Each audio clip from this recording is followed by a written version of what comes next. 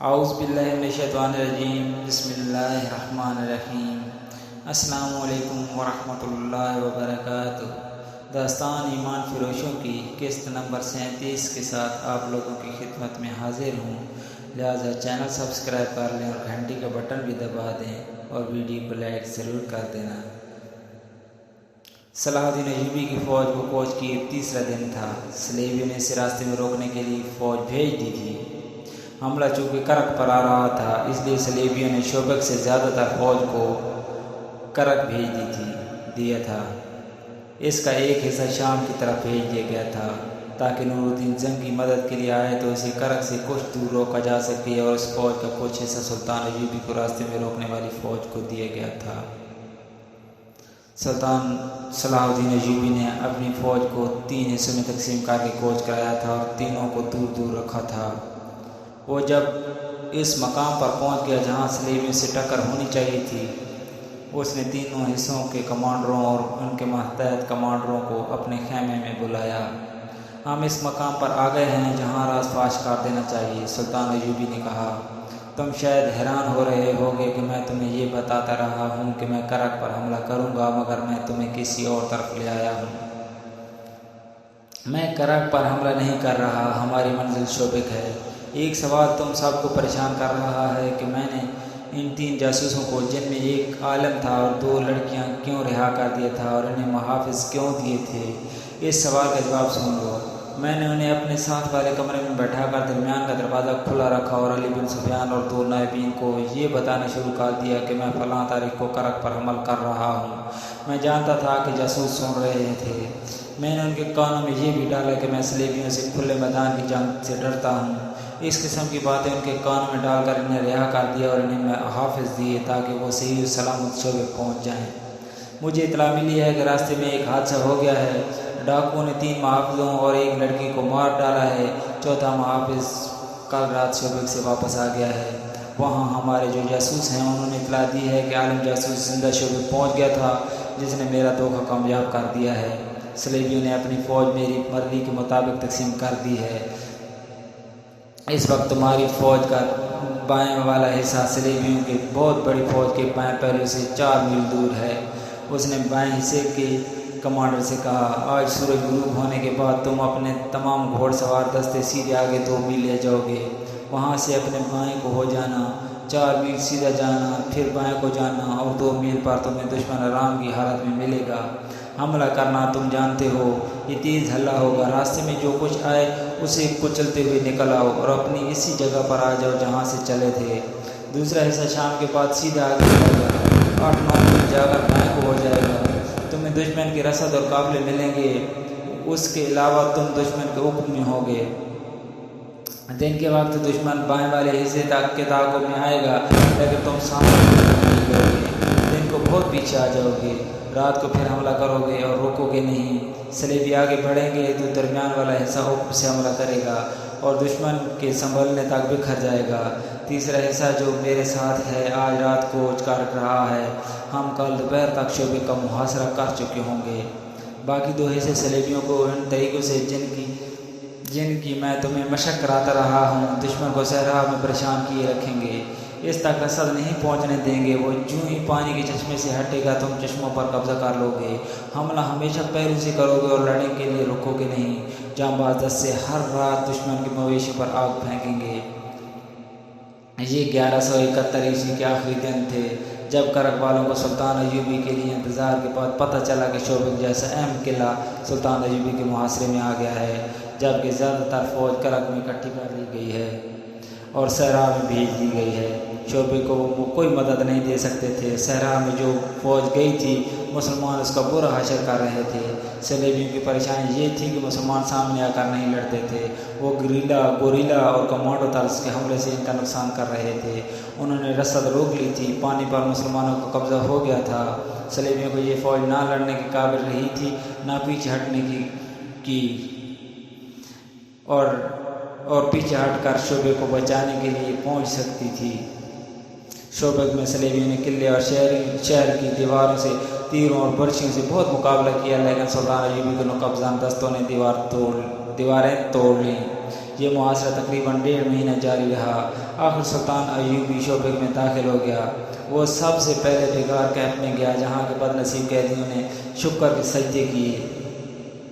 صلیبیوں کو صحرا والی فوج بے ترتیبی میں پسپا ہو کر کرک کے قلعے میں چلی گئی جہاں بہت سی فوج بیکار بیٹھی صلاح الدین ایوبی کا انتظار کر رہی تھی۔ 1172 عیسوی کے دوسرا مہینہ گزر رہا تھا۔ شعبے کا قلعہ تو سر ہو چکا تھا لیکن شہر میں ابھی بد نظمی اور افراتفری تھی۔ عیسائی اپنے کنبوں سے وہاں سے بھاگنے کی کوشش کر رہے تھے، کچھ بھاگ بھی گئے تھے۔ انہیں ڈر یہ محسوس ہو رہا تھا کہ جس طرح انہوں نے شعبے کے مسلمان باشندوں پر ظلم و تشدد روا رکھا تھا اسی طرح آپ مسلمانوں کا جینا حرام کر دیں گے۔ اس انتقامی کارروائی سے وہ اتنے خوف زدہ ہوئے کہ انہوں نے جب اپنی فوج کو قلعے سے بھاگتے سلطان ایوبی کے تیر اندازوں کے تیروں سے مرتے اور ہتھیار ڈالتے دیکھا تو بال بچوں کو لے کر گھروں سے نکلنے لگے۔ مسلمان سپاہ نے انہیں جانے نہیں دیا تھا۔ سالاروں اور کمانداروں نے اپنے طور پر حکم دے دیا تھا کہ شہر سے کسی شہری کو کہیں جانے نہ دیا جائے۔ چنانچہ سپاہی بھاگنے والے عیسائیوں کو ریگستان کے دور دراز راستوں، گوشوں اور ٹیلوں کے علاقوں سے روک کر واپس بھیج رہے تھے۔ یہ لوگ دراصل اپنے اور اپنے حکمرانوں کے گناہوں کی سزا سے بھاگ رہے تھے۔ انہوں نے یہاں کے مسلمانوں کو کیڑے مکوڑے بنا رکھا تھا۔ مسلمانوں کا کیمپ اس کا منہ بولتا ثبوت تھا۔ سلطان ایوبی کو اس کیمپ کا علم تھا۔ وہ شعبے میں داخل ہوتے ہی اس کیمپ میں پہنچا تھا۔ ایک اندازے کے مطابق وہاں 2000 کے قریب مسلمان قید تھے۔ یہ 2000 لاشیں تھیں۔ ان سے مویشیوں کی طرح کام لیا جاتا تھا۔ ان سے غلاظت تک اٹھوائی جاتی تھی۔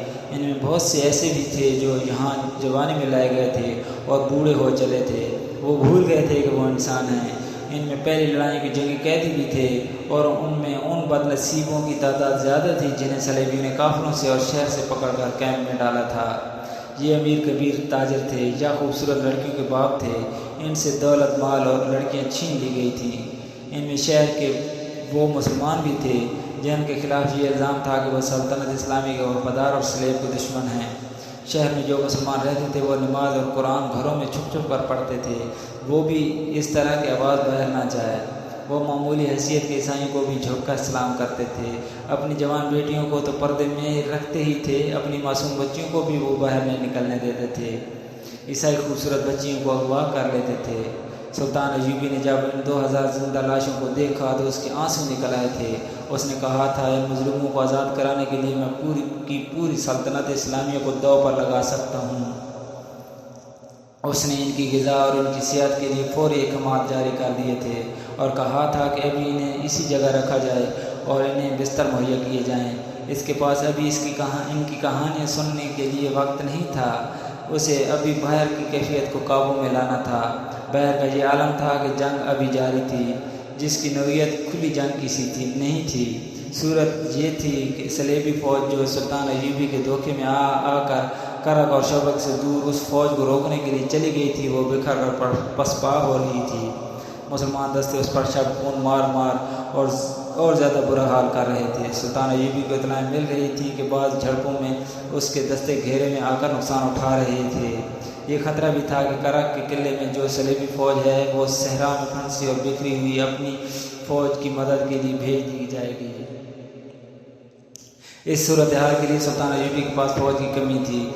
مصر سے وہ کمک نہیں منگوانا چاہتا تھا کیونکہ وہاں کی سازشیں دبی نہیں تھیں۔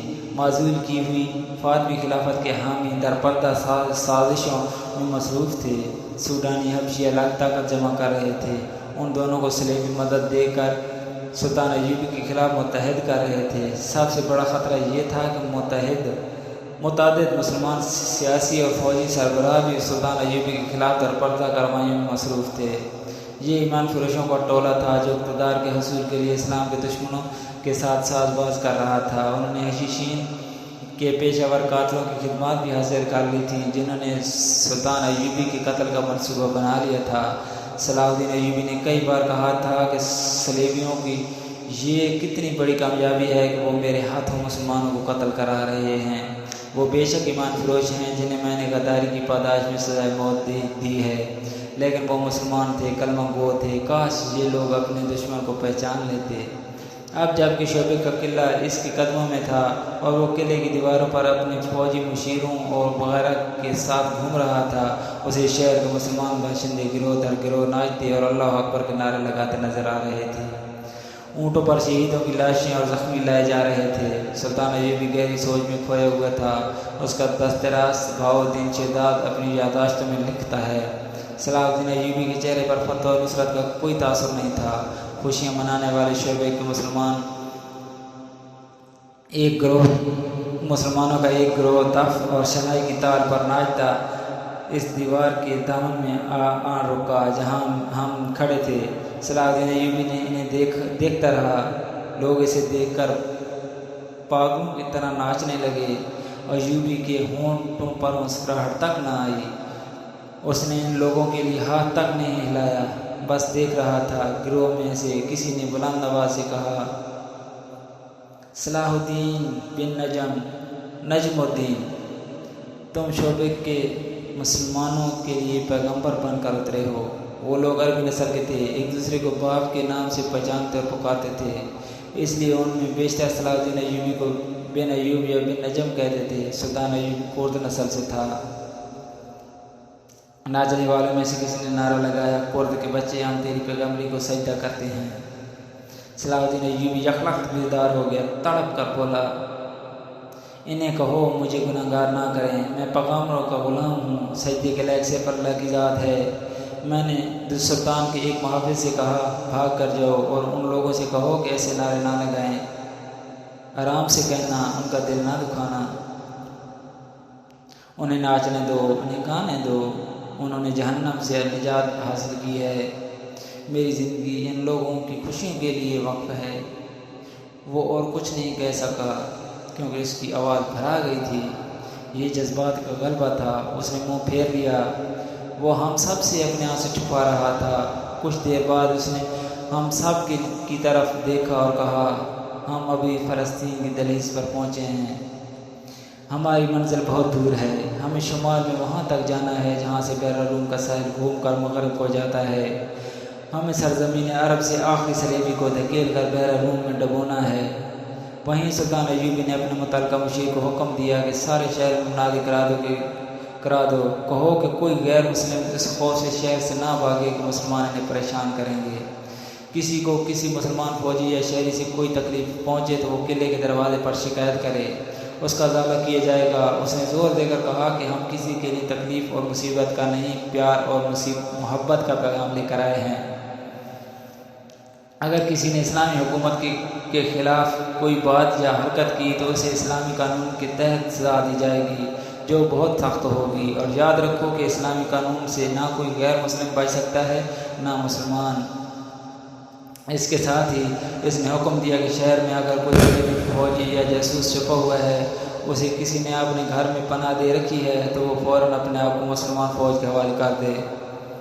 سلطان ایوبی کی فوج قلعے کی ایک دیوار توڑ کر اندر گئی تھی۔ اس نے حکم دے رکھا تھا کہ قلعے کے اس حصے پر فوراً قبضہ کیا جائے جہاں صلیبیوں کا محکمہ جاسوسی کا مرکز تھا۔ اس کے جاسوسوں نے اسے اس مرکز کے متعلق بہت سی معلومات دے رکھی تھیں اور رہنمائی بھی کی تھی، مگر صلیبی اتنے ناڑی نہیں تھے۔ انہوں نے سب سے پہلے اسی حصے کو خالی کیا اور دستاویزات نکال لے گئے تھے۔ ان کی جاسوسی کا سربراہ ہرمن اور اس کے دیگر ماہرین وہاں سے غائب ہو چکے تھے۔ البتہ 8 لڑکیاں پکڑی گئی تھیں جو علی بن سفیان کے حوالے کر دی گئی تھیں۔ وہ ان سے معلومات لے رہا تھا۔ ان لڑکیوں نے بتایا تھا کہ کم و بیش 20 لڑکیاں وہاں سے نکل گئی ہیں۔ وہ سب اپنے طور پر بھاگی تھیں۔ ان کے ساتھ کوئی مرد نہیں تھا۔ مرد جاسوس بھی نکل گئے تھے۔ ان 8 لڑکیوں میں سے ایک نے اپنی ساتھی لڑکی لوزینہ کے متعلق بتایا تھا کہ اس نے ایک مسلمان فوجی حدید کو قلعے سے فرار کرا کے خودکشی کر لی تھی۔ شعبے میں امن اور شہری انتظامات بحال کرنے کی سرگرمیاں تھیں اور کرک میں شعبے پر حملے اور سلطان صلاح الدین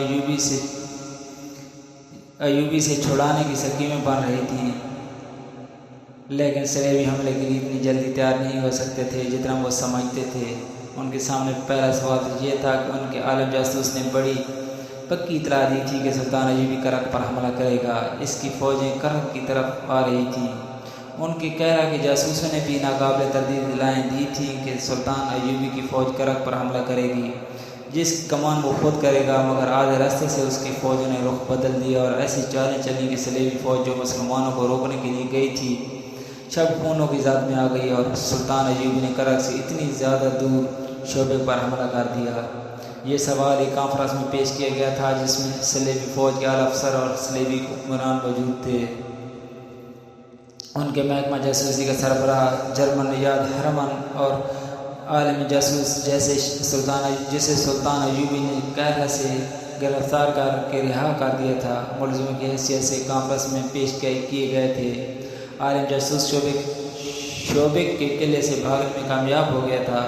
اسے کانفرنس میں ہتھکڑی میں پیش کیا گیا تھا۔ اس پر الزام یہ تھا کہ اس نے غلط اطلاع دے کر مسلمانوں کو فائدہ پہنچایا اور ان کی فتح کا باعث بنا ہے۔ اس نے ایک بار پھر بیان دیا کہ اسے یہ اطلاع کس طرح ملی تھی کہ سلطان ایوبی کرک پر حملہ کرے گا۔ اس نے یہ بھی کہا کہ اگر اس کی اطلاع میں کوئی شک تھا تو متعلقہ محکمے کو اس کے مطابق عمل نہیں کرنا چاہیے تھا۔ اس بیان پر ہرمن سے پوچھا گیا کہ اس نے جاسوسی کے ماہر کی حیثیت سے کیوں تسلیم کر لیا تھا کہ اس جاسوس کی لائی ہوئی اطلاع بالکل صحیح ہے۔ مجھے اس ضمن میں بہت کچھ کہنا ہے، ہرمن نے کہا۔ میں یہ دعویٰ کر سکتا ہوں کہ میں جاسوسی اور سراغ رسانی کا ماہر ہوں، مگر کئی مواقع ایسے آئے ہیں جن میں میری مہارت اور میرے جاسوسوں کی محنت اور قربانی کو نظر انداز کیا گیا۔ اس کا نتیجہ یہ ہوا کہ میری مہارت فوج کی مرکزی کمان کے حکم پر یا کسی بادشاہ کے حکم کی نظر ہو گئی۔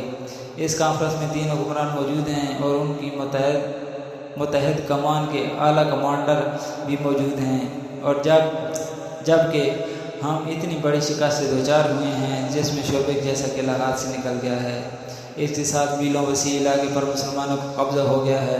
سال بھر کی رسد اور دیگر ساز و سامان دشمن کے ہاتھ لگ گئے ہے اور شعبے کی پوری آبادی مسلمانوں کی غلام ہو گئی ہے۔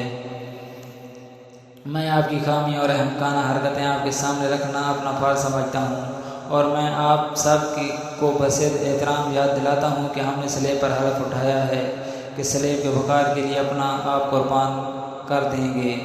اگر آپ میں سے کسی کے ذاتی وقار کو ٹھیس پہنچے تو اسے صلیب کا وقار پیش نظر رکھنا چاہیے۔ ہرمن کی حیثیت ایسی تھی کہ نارڈ گے آف لوزینان اور شاہ اگسٹس جیسے خود سربراہ بھی اس کی بات رد کرنے کی جرات نہیں کرتے تھے۔ جاسوسی کا تمام تر نظام اس کے ہاتھ میں تھا۔ ان میں تباہ کا جاسوس بھی تھے۔ ہرمن کسی بھی حکمران کو خفیہ طریقے سے قتل کرانے کی ہمت اور اہلیت رکھتا تھا۔ اسے اجازت دی گئی تھی کہ وہ اپنا تجزیہ پیش کرے۔ میں یہ سمجھنے سے قاصر ہوں کہ دشمن کے راز معلوم کرنے کے لیے اور اس کی کردار کشی کے لیے صرف لڑکیوں پر کیوں بھروسہ کیا جا رہا ہے؟ اس نے پوچھا۔ اس لیے کہ عورت انسان کی بہت بڑی کمزوری ہے، کسی حکمران نے کہا۔ کردار کشی کا بہترین ذریعہ عورت ہے، خواہ وہ تحریر میں یا گوشت پوشت کی صورت میں ہو۔ کیا تم اس سے انکار کر سکتے ہو کہ عرب میں بہت سے مسلمان عمرہ قلعہ داروں اور وزراء کو ہم نے عورت کے ہاتھوں اپنا غلام بنا لیا ہے؟ لیکن آپ یہ نہیں سوچ رہے کہ اس وقت مسلمانوں کی حکومت فوج کے ہاتھ میں ہے، ہرمن نے کہا۔ ان کا خلیفہ اپنا حکم نہیں منوا سکتا۔ فوجی امور میں اس کا کوئی عمل دخل نہیں۔ صلاح الدین ایوبی کی مصر میں حیثیت ایک گورنر کی سی ہے، لیکن اس نے وہاں کے خلیفہ کو معزول کر دیا ہے۔ ادھر نور الدین زنگی ہے جس کی حیثیت ایک سالار اور وزیر کی ہے، لیکن جنگی امور میں اسے بغداد کے خلیفہ سے حکم اور اجازت لینے کی کوئی ضرورت نہیں۔ لہذا یہ پیش نظر رکھیے کہ آپ نے چند ایک امیروں، وزیروں اور قلعہ داروں کو ہاتھ میں لے لیا ہے تو ان کی حیثیت چند ایک غداروں کی ہے۔ وہ آپ نے اپنے ملک کا 1 انچ علاقہ بھی نہیں دے سکتے۔ اسلامی سلطنت کے اصل حکمران فوجی ہیں۔ نور الدین زنگی اور سلطان صلاح الدین ایوبی نے اپنی فوجوں کی تربیت ایسی کی ہے کہ آپ لڑکیوں سے اس فوج کا کردار خراب نہیں کر سکتے اور نہ ہی کر سکے ہیں۔ اس فوج کے لیے شراب پینا سنگین جرم ہے۔ اسلام میں ہر کسی کے لیے شراب حرام ہے۔ اس پابندی کا اثر یہ ہے کہ مسلمان فوجی ہو یا شہری، وہ اپنے ہوش ٹھکانے رکھتا ہے۔ اگر صلاح الدین ایوبی شراب کا عادی ہوتا تو آج مصر ہمارا ہوتا اور صلاح الدین ایوبی شعبے کے قلعے کا فاتح نہ ہوتا بلکہ اس قلعے میں ہمارا قیدی ہوتا۔ ہرمن ایک کمانڈر نے اسے ٹوک کر کہا، اپنی بات لڑکیوں تک رکھو، ہمارے پاس مسلمانوں کے اعصاب سننے کے لیے وقت نہیں ہے۔ میں یہ کہنا چاہتا ہوں، ہرمن نے کہا، کہ جاسوسی کے لیے لڑکیوں کا استعمال ناکام ہو چکا ہے۔ گزشتہ 2 برسوں میں ہم بڑی قیمتی لڑکیاں مصر میں بھیج کر مسلمان فوجیوں کے ہاتھوں مروا چکے ہیں۔ لڑکی کے معاملے میں یہ بھی یاد رکھیے کہ عورت ذات جذباتی ہوتی ہے۔ آپ لڑکیوں کو کتنی سخت ٹریننگ کیوں نہ دے دیں، وہ مردوں کی طرح پتھر نہیں بن سکتی۔ ہم انہیں خطروں میں پھینک دیتے ہیں۔ خطرہ بہرحال خطرہ ہوتا ہے اور دل و دماغ پر اثر کرتا ہے۔ بعض اوقات حالات بہت ہی بگڑ جاتے ہیں۔ ان حالات میں مسلمان فوجی ہماری لڑکیوں کو تفریح کا ذریعہ بنانے کی بجائے انہیں پناہ میں لے لیتے ہیں اور ان کے جسموں کو اپنے اوپر حرام کر لیتے ہیں۔ لڑکیاں جذبات سے مغلوب ہو کے رہ جاتی ہیں۔ حال ہی میں ہماری ایک لڑکی کو صلاح الدین ایوبی کے ایک کمانڈر نے ڈاکو سے بچایا اور زخمی ہو گیا۔ لڑکی اسے شعبے میں لے آئی۔ ہم نے اسے مسلمانوں کے کیمپ میں پھینک دیا۔ لڑکی نے اسے ہماری فوج کے ایک افسر کی وردی پہنا کر قلعے سے نکال دیا۔ اسے گھوڑا بھی دیا۔ میں نے لڑکی کو پکڑ لیا۔ لڑکی نے زہر کھا کر خودکشی کر لی۔ اس نے سزا کے خوف سے خودکشی نہیں کی تھی۔ اس نے محسوس کر لیا تھا کہ وہ گناہ گار ہے اور اپنے جسم کو دھوکے کے لیے استعمال کر رہی ہے۔ یہ احساس اتنا شدید تھا کہ اس نے زہر پی لیا۔ لڑکیوں کے خلاف میں ایک دلیل اور بھی دینا چاہتا ہوں۔ ہمارے پاس جو لڑکیاں ہیں ان میں زیادہ تعداد ان کی ہے جنہیں ہم نے بچپن میں مسلمانوں کے قافلوں سے یا ان کے گھروں سے اغوا کیا تھا۔ انہیں ہم نے اپنا مذہب دیا اور اپنی ٹریننگ دی۔ وہ جوان ہوئیں اور اپنا بچپن اور اپنی اصلیت بھول گئیں۔ انہیں یاد بھی نہ رہا کہ وہ مسلمانوں کی بیٹیاں ہیں، مگر ہم نے صرف نام بدلے، ان کا مذہب اور ان کا کردار بدلا، ان کے خون کو نہ بدل سکے۔ میں انسانی نفسیات کو سمجھتا ہوں، لیکن یہ میرا تجربہ ہے کہ مسلمانوں کی نفسیات دوسرے مذاہب کے انسانوں سے مختلف ہیں۔ یہ لڑکیاں جب کسی مسلمان کے سامنے جاتی ہیں تو جیسے انہیں اچانک یاد آ جاتا ہے کہ ان کے رگوں میں مسلمانوں کا خون ہے۔ مسلمان کے خون سے اس کا مذہب نہیں نکلتا۔ معزز سامعین، آج کی قسط آپ کو کیسی لگی؟ کمنٹس میں اپنی رائے سے ضرور آگاہ کیجیے گا۔ کہانی بھی جاری ہے۔ اگلی قسط کے لیے چینل سبسکرائب کر لیں اور گھنٹی کا بٹن بھی دبا دیں۔ شکریہ، جزاک اللہ، وسلام۔